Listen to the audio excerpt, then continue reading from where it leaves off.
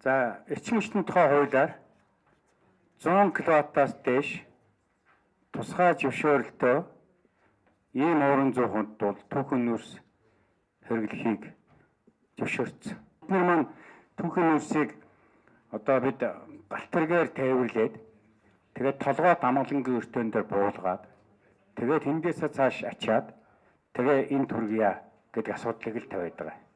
Түлж болдгийн бол тэр сайжруулсан нүүрсэд түлшээдвэл болохгүй бол цахилгаан бүр болдгоо бол тэр газтай холбогд. Энд ямар байгууллагууд байна гэхэд дандаа төсөвт байгууллага.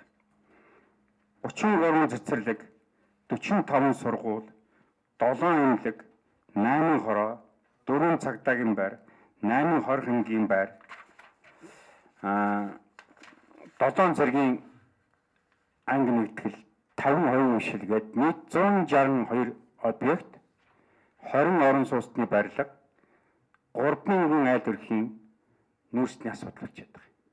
Нэгэн сараас хойш бүтэн жилийн хугацаанд ярьж наад аж ахуйн нэгжүүдээ энэ 5460-ыг бүгдийг цахилгаан толгохын холб, төвийн шугам шүлжээнд толгохын холб, шүүлтүүр тавихын тавь, буулгахын буулга гэсэн.